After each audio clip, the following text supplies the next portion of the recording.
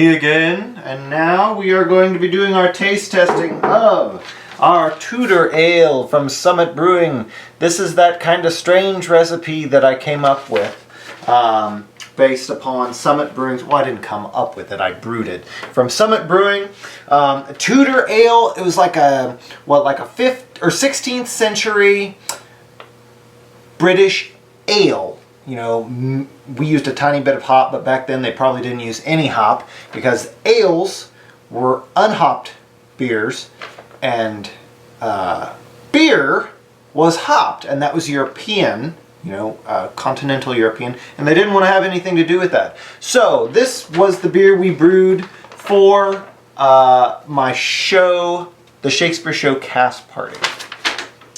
And this one was 7.25 pounds Great Western Organic 2-row, 1.2 pounds Muntons Crystal 60, 0.5 ounce Briess Black Malt, 2 ounces of smoked malt. We did half an ounce of Kent Goldings for 55 minutes. That's the only hop addition. But then we added 0.1 ounce of fresh sage, chopped, at 5 minutes, and then we dry hopped it, or dry saged it. Dry hopped it with sage, half an ounce of dry sage. I actually wound up using 0.2 ounces of fresh whole sage that I broke up, and then 0.05 ounces of ground sage because I ran out and I had to get it done. So yeah, without further ado, here we are. Now, I decided to break out my actual pint glass. This is an actual pint glass, you can see. Whoops, let's see. Whoops, there it is. I'm trying to tilt it so you can see it, but without spilling. That is a true British pint. It's been stamped by the Queen. It's official. I might have nicked this one. You can see it's a Guinness glass. I might have nicked this one from a pub when I lived in the UK. Hey, but there's beer in here. Man, the first thing you pick up on is that sage. You get malt and sage. I tell folks, you know, with this one that it smelled when I was brewing it and when I was fermenting like someone was constantly roasting meat in the basement. It was weird. But yeah, you get a nice herbal sage aroma. It's not heavy. It's not like burning sage. If you've ever put, you know, smoked sage in your house or something, that really kind of, I don't know, resinous quality. It's not like that. But it's got that nice herbal smell to it. Oh, and then the color, of course, you can see. It's a nice mid-tone. Ooh, you can see my face through this one too. Hello. What a beautiful beer I am. So yeah, lots of sage aroma. Here we go.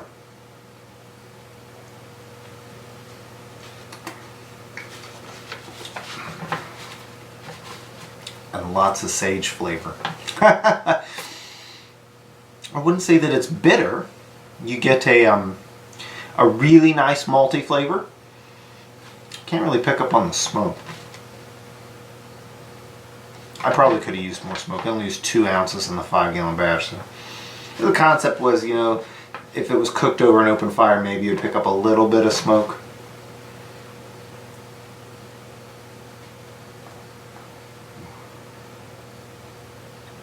But yeah, you get a nice sage flavor, a nice strong sage taste.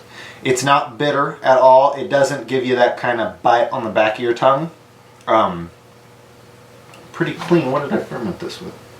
Weiss 1028 London Ale. Not as fruity. Not as fruity as those English ale yeasts can kick off.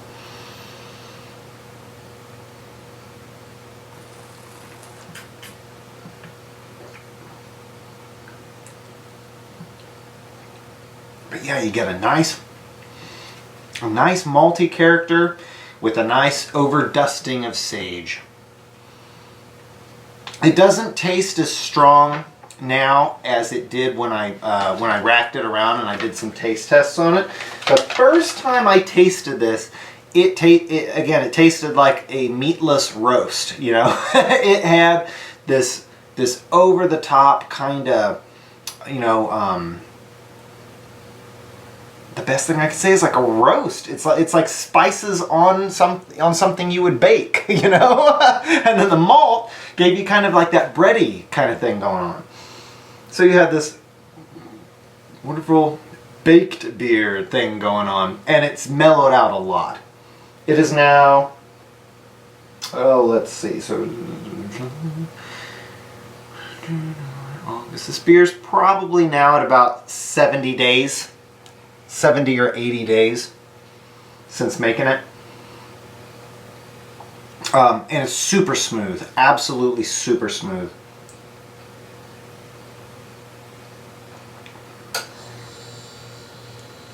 You get a lot of sage character. Yeast is really mellow. And as after you swallow and the remainder, you know, the residue of the beer that's on your tongue warms up, you get a really strong malt flavor.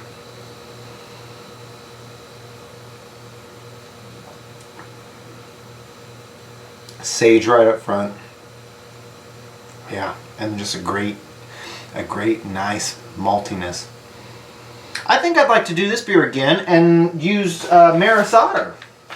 I ended up going with it. It just called for the original recipe called for crisp, floor malted organic pale malt. I didn't have that, but I had Great Western organic two-row.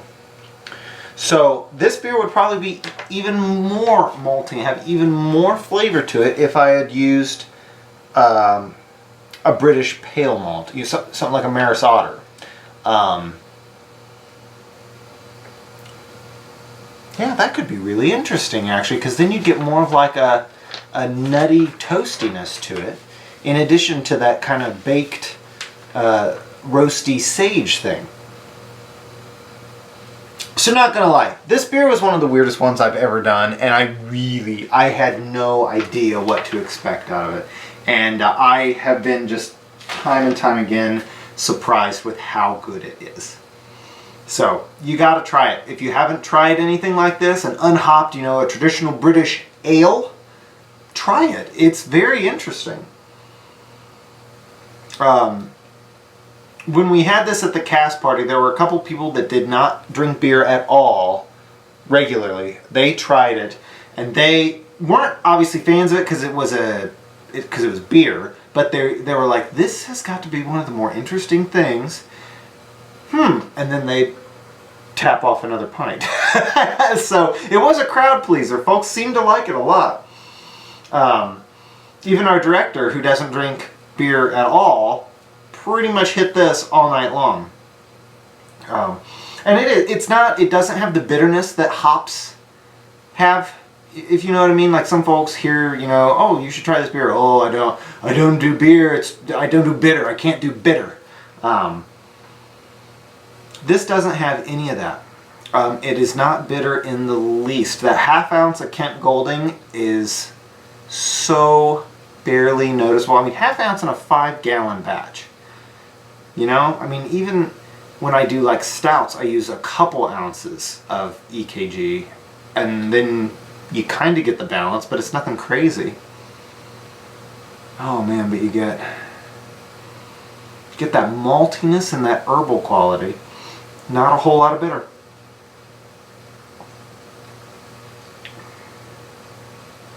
It's good. So yeah, like I was saying, if you haven't tried one, give it a shot.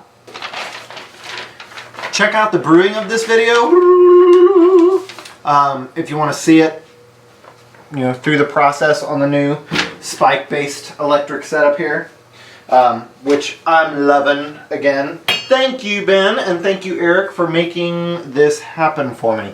The electric setup has been awesome, and these beers have been great, super clean. I haven't had a single damn problem outside of my own stupidity.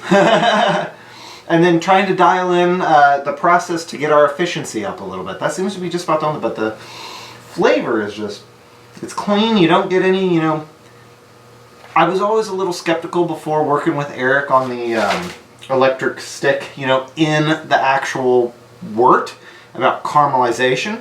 And I really think it's all about getting that ultra low watt density element. I mean, I I have not had a single one that has had like a cloying caramel or like a burned, you know, flavor at all. And I love it. I love this setup. And this beer is phenomenal. It is delicious. Sage, huh? So strange. So very strange. But this would be similar to what they might have drunk back then. We'll never know. I mean, obviously we can go back and look at the recipes. This recipe was developed off of actual text. It's the oldest recipe they could find, and you know, for that time period. And I'm sure there were different, you know, variations on it, different ale houses, actual ale houses, not breweries, ale houses, you know, probably had their own takes on it, maybe different herbs. I just love this idea.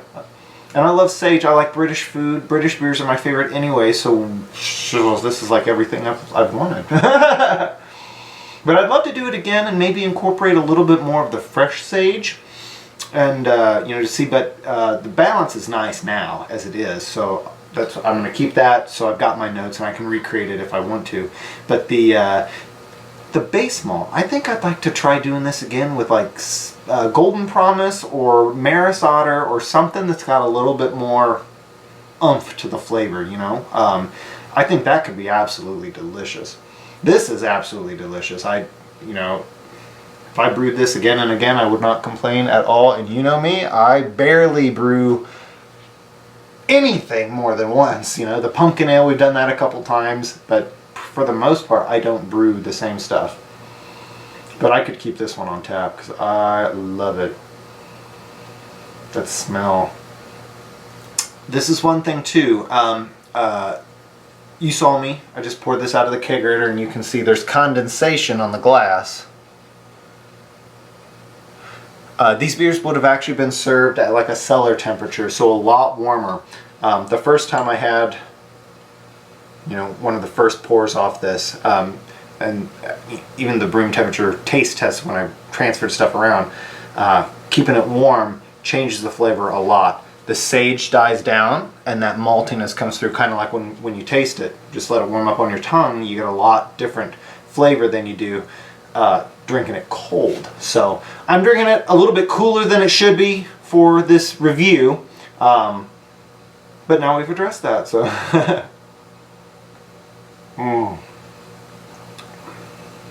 But yeah, I think that's it. Tudor Ale.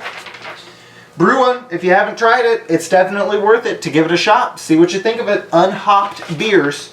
It is definitely a cool thing. And based off that old recipe, it's a winner. So, thanks for watching as always, YouTube. If you can, thumb up the video, give it a like, share it with your friends. If you haven't subscribed to the channel, please do. I really appreciate it. And yeah, we got more brewing videos coming up. And yeah, more drinking, more brewing, more drinking. Getting more stuff put through this, and we'll hopefully get it dialed in. Get that efficiency stuff kind of addressed, maybe. Yeah, I'm going to look into a lot of that. See if I can learn a little bit more to beef up our efficiency a little bit. But at the end of the day, it's making killer beer. You know, my gravity points aren't quite as high as Beersmith says they should be. However, I haven't tweaked Beersmith either. So got to get it dialed in. But so cheers, YouTube, again. Thanks for watching. And yeah, we'll see you soon. 17.